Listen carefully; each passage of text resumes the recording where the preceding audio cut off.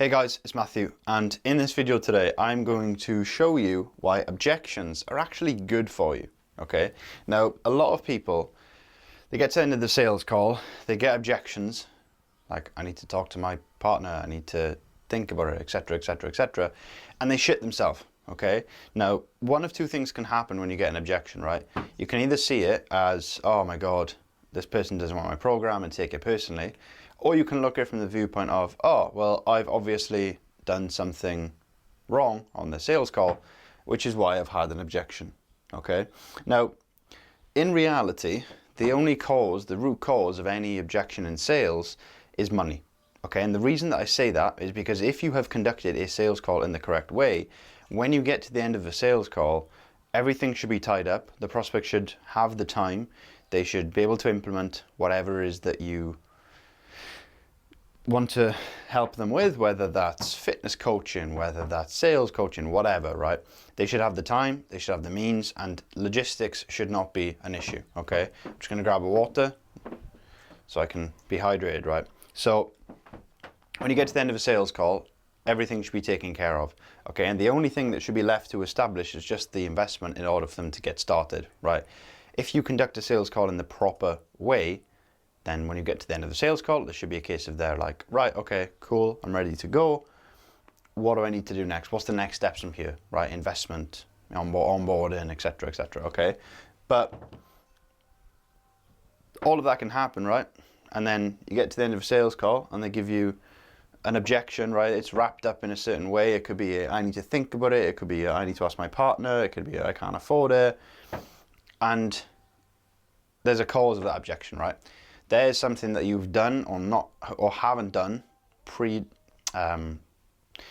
to having the objection that has caused the objection to come up, okay? Now, I personally do not believe that there's any objection in the world outside of money, okay? Because you have money and then you have the fear that money causes, right? Or the fear that investing causes, okay? Because ultimately what we need to ask ourselves, right, is if what we were selling is free, would people do it? Yes, they would, right? So the only thing that is causing them to not invest is the actual investment itself. And a lot of people fall victim to this because they hear the words, I need to ask my partner, I need to think about it, I need more time. And they think that that is what the case is, right? When it's not, okay? The objections that you get do not mean whatever the prospect says to you, right? So if they say they need to think about it, they don't need to go away, sit there, and think about investing into your coaching program, okay? I need to ask my partner, right? They don't need to go and ask their partner if it's okay for them to invest into your coaching service, right?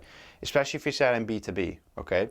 Unless someone is on a sales call with you on behalf of their business and their business partner isn't there, then they don't need to talk to their partner, because ultimately, and I'll go over this in the video shortly, but whose responsibility is it to make the decision and take the actions, right? So whose responsibility is it to make the decisions, right? And I can't afford it, right? Now, I'm going to cover this in a bit more detail later on, but there's two very different types of not being able to afford it, right? You've got the can't afford it and you've got the won't afford it, right? And I'll touch on that in a minute. But really, where we need to start is at the top here, right? The I need to think about it objection, right? So first and foremost, I need to think about it is not an actual objection, okay? I need to think about it is a cover up and a smoke screen for something else that they're not really telling you because they feel uncomfortable, okay? And 99.9% of the time, it's money related, it's fear of investing, it's the fear of failure. Sorry, I'm gonna sneeze. As I was saying, 99% of the time, it's fear around investing, it's fear around failure, it's fear around something to do with money, right? It's the fear of actually investing in themselves. Maybe they haven't done it before, whatever. I need to think about it, okay? Now, if you get this objection, then chances are you have not done the following three things, okay? You've not established urgency, you've not established consequences, and you haven't created a gap or created any tangible value perception, okay? Now, let's just go through these one by one. Let's just figure out how we can implement them into your sales process so that you stop getting this objection, okay? Now, there is another way that you can prevent this objection from coming up. It's something that I cover inside my sales academy, and I've spoken around the channel before. So if you want to find out more, click the link down below. But urgency, okay? Now, if something is urgent, people do not need to think about it, okay? The reason that I say this is because let's imagine, I've used this example time and time again, but like, let's say for instance that I stab you in the leg, right? I stab you in a vein in your leg, somewhere around this area, right? And you need life-saving surgery, okay? I'm not gonna do that to you, right? So don't worry about that. But let's say you need life-saving surgery, okay? Due to the urgency of the situation, right? Let's say the surgery cost £3,000, right? And you had 3,500 in your bank account, right? Due to the actual urgency of the situation, there's no way on earth that you're going to tell me, oh, I need to think about it, because it's urgent. It's something that needs to happen right now, okay? Now, obviously, developing urgency and all of that good stuff comes from the discovery phase of a sales call, okay? Which obviously is something that I've been through before. So if you want to watch that video, then go and watch that. I'm not going to go through that now. But in order for you to build up true urgency, it comes through doing discovery, okay? And ultimately finding out as much as you can about that person's current situation, finding out as much as you can about their dream state, the state in which they want to get to through the vehicle that is whatever you're selling, and ultimately find out why they need to do it now, okay? Pretty much, right? Let's just take the weight loss example, right? Someone is fat and insecure, right? And they want to get to a place where they're not fat and confident, right? Why does this need to happen now? Because ultimately, hopefully they've got years and years and years of life in front of them. So why specifically does it need to happen today on the 25th or the 24th of July, right? Why? Right? Like, why does it have to happen, right? What's the reason for that, okay? So that's the first thing, because ultimately, if something's urgent, it can't be put off and it can't be thought about, it needs to be actioned on, okay? Now, then we've got urgency's cousin, right? Which is consequences, okay? Now, this is similar to urgency. Like, these two are like very, can't even get the lid off my pen. These two are very, very personally connected, okay? One leads into the other, okay? And sometimes the urgency can be the consequences, okay? An example of this could be, let's say for instance, if you have someone who's severely overweight and they need to lose weight, okay? The urgency can be the consequence of them getting diabetes, or them having heart problems, or them having health problems. So sometimes the urgency and the consequences can be interlinked, right? So let me just present something else to you, right? Do you feel like someone who knows that they're going to become diabetic needs to think about making a choice to obviously lose weight, okay? Once you start to paint that scenario, then obviously people are going to have the consequence there that's necessary for them to take the action that's required, okay? But like I said earlier on in this video, the only reason that people give you this objection is because of the money, right? Because let's think about it for a second, right? Let's think about it, right? Let's say you have someone on a sales call with you who needs to lose weight, they have health problems, blah, blah, blah, right? Does it make logical sense for them to be presented with an option that they know is going to help them get to where they want to be, and then they put time, distance, and thinking about it in front of making the decision to get to where they need to be? It doesn't, right? But what has come up in the meantime that has caused them to say that, it's obviously the money, okay? Now, we can use the triple bind, right? Which is something that I go over quite a lot inside my academy, to actually really prevent this objection from coming up, because once you do that, it doesn't, like I said, it doesn't really make sense for them to actually say that, right? So I go over that inside my academy. If you want to find out more, the link is down below, right? But ultimately, it all ties into the consequence, the urgency, and the value, okay? Now, what do I mean by value? So on a sales call, right, people are going to come to you because they are, right, if I just put that there, they're here, right, in terms of where they want to be, and they want to get to here, okay? Now, the gap between where they are now and where they want to be is what ultimately sells them on, right? Because if someone has a gap that's like that, right, then they're not going to purchase, they're not going to invest, right? But we need to really build the gap, build the distance between where they are now and where they want to be, okay?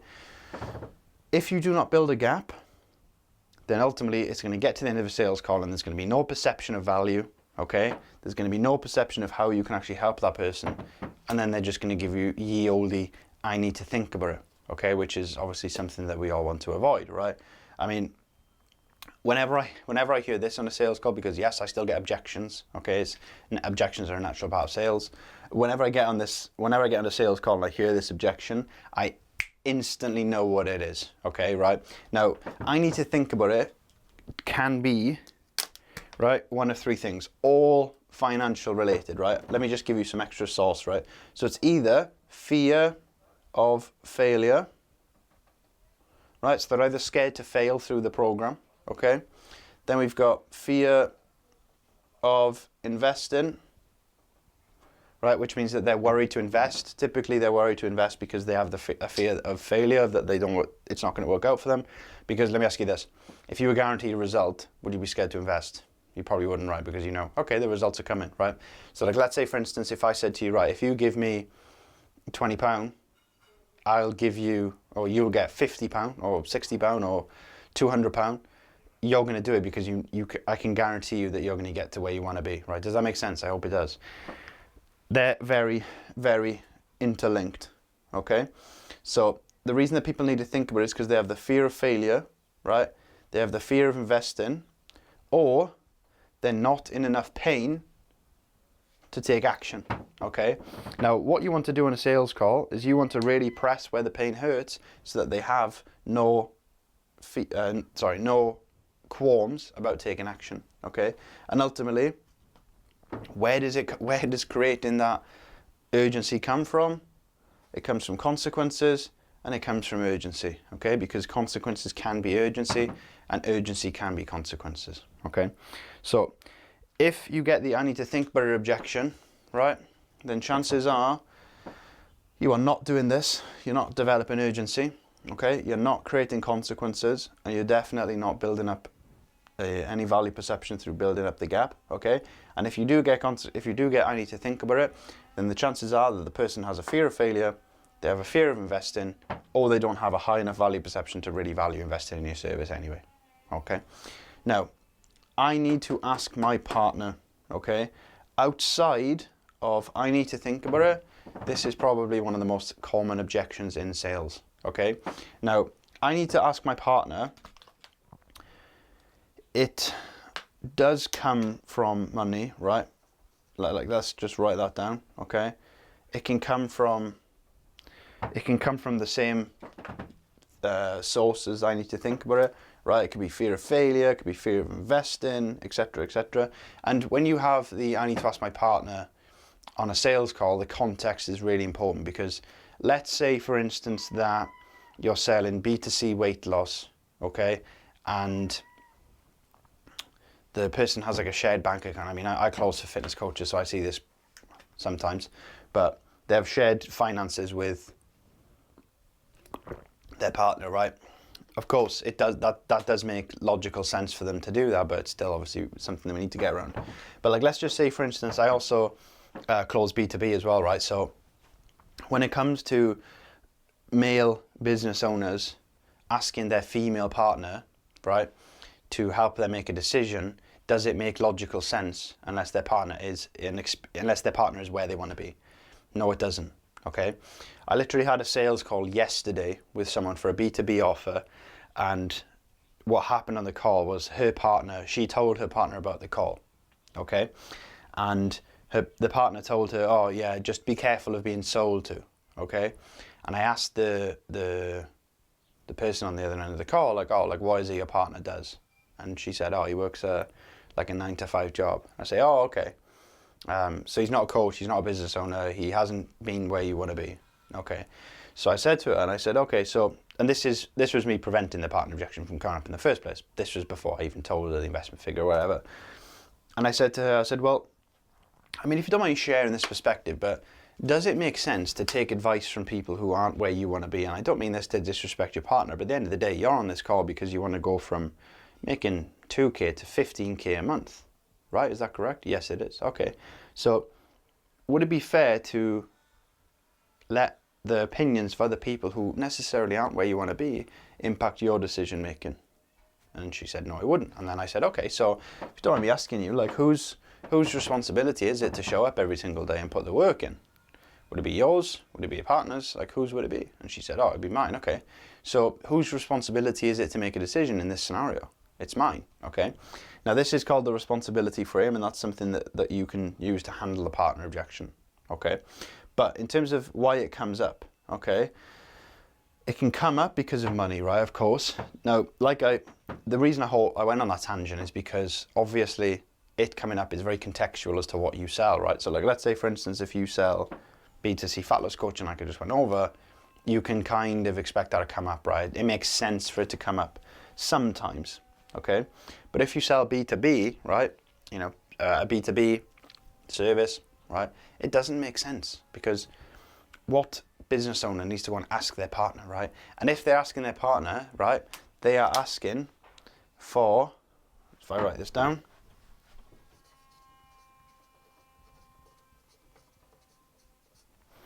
if they ask their partner, they're not asking them for permission, right? Because it doesn't make sense. They're asking them for reassurance, okay? Which means that they need to be empowered, okay? Which is completely fine. So let's just stick with the B2C example, right? Because this is, chances are, if you're watching this video, you're a coach, right? Because that's who watches my videos.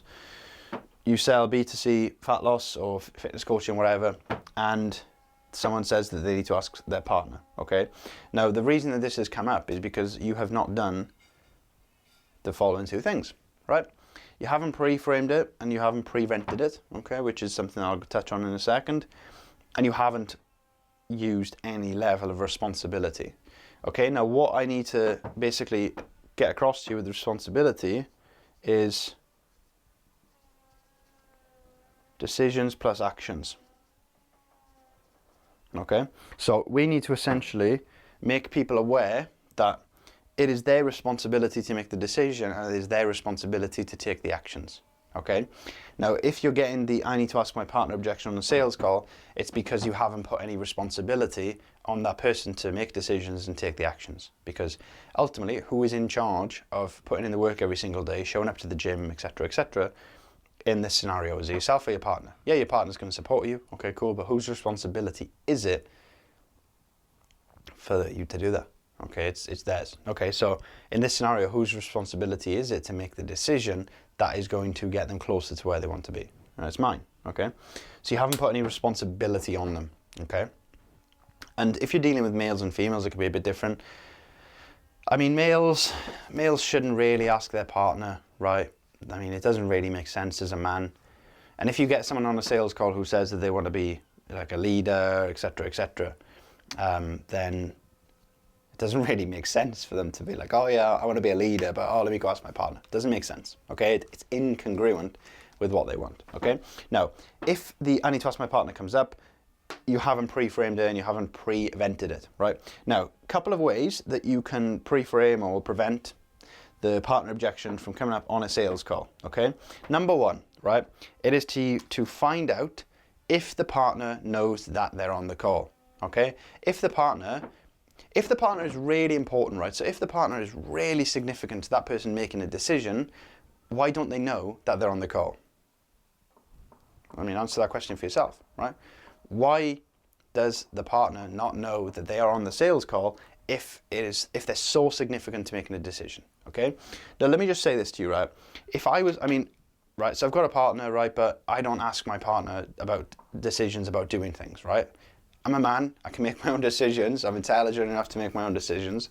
If I want to invest in something, obviously I'm a different type of person, but if I want to invest in something, I invest in it because I'm the one who makes the decisions, because ultimately I'm the one who is responsible, for making that investment work and putting the time and the effort and the energy in, right?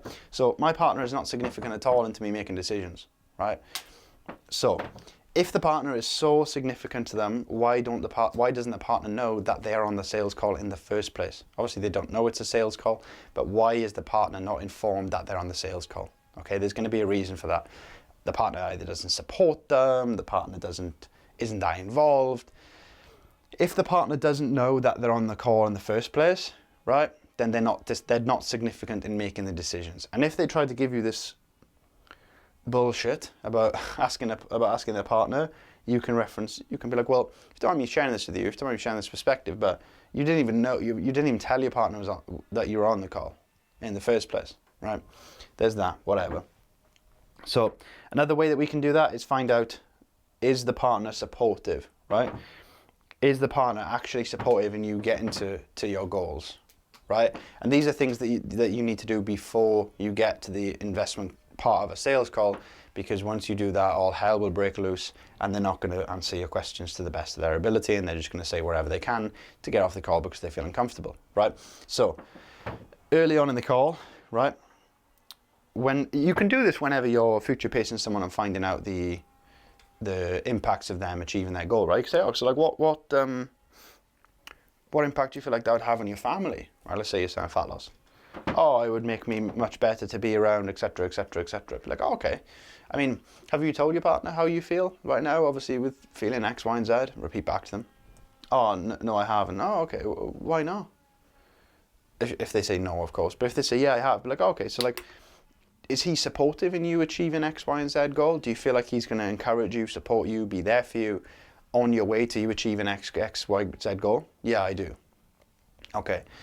So would it be fair to assume that then when you get to the end of the call, so you could say, okay, obviously earlier on in the call you mentioned that your partner is supporting you. So would it be fair to assume that he would support you in making this decision to get to X, Y, and Z? Right? Then if they say yes to that, then we know it's a money thing, right?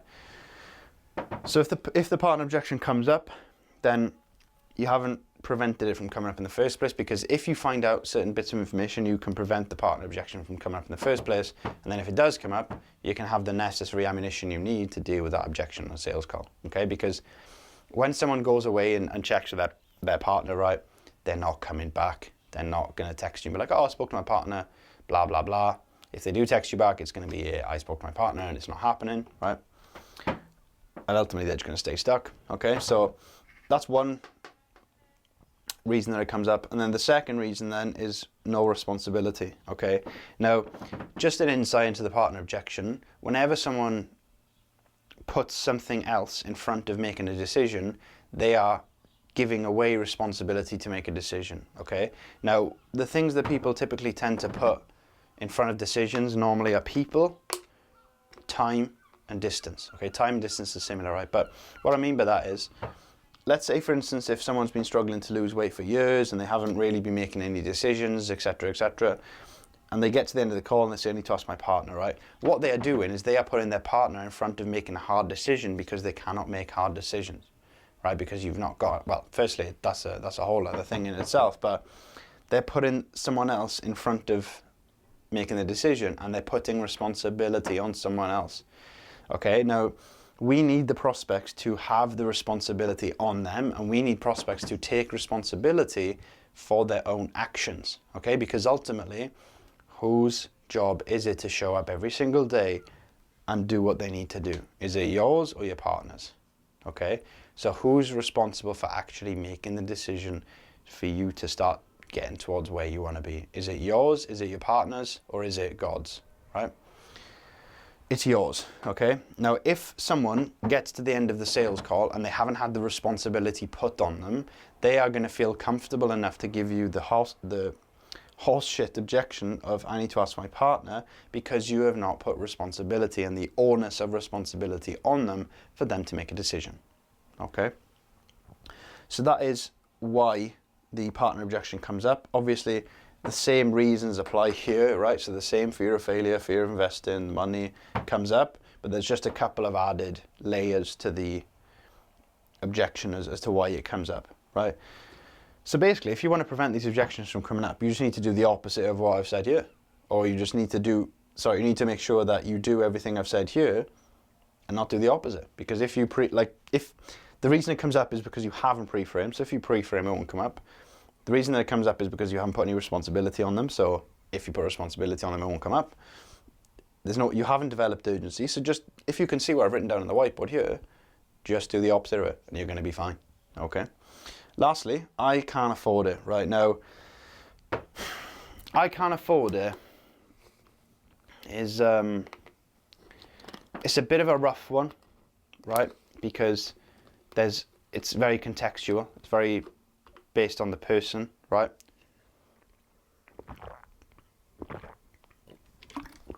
But Yeah, the I can't afford it one's a bit of a rough one, because there's things that you can do, right?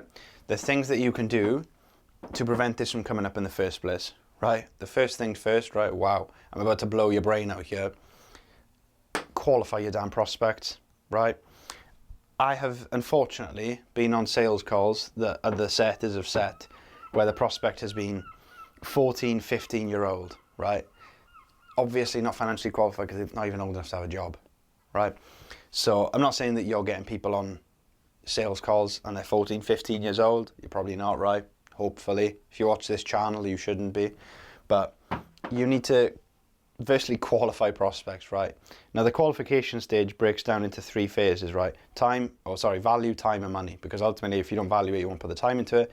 And if you don't value it, you're not going to put the money into it, right? So we need to firstly qualify people before the sales calls even happen on value, time and money, right? That's step number 1, okay? Now, the reason that it comes up typically is because most people just rush to get people on sales calls to say that they book calls, right?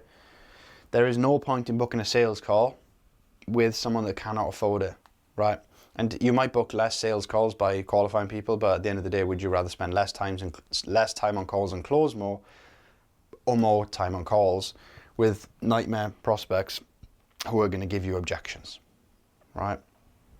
So qualify your prospects in the DMs, okay? Which is very easy, right? When you know how to do it, okay? If you want to learn, link down below, book a call, find out, right?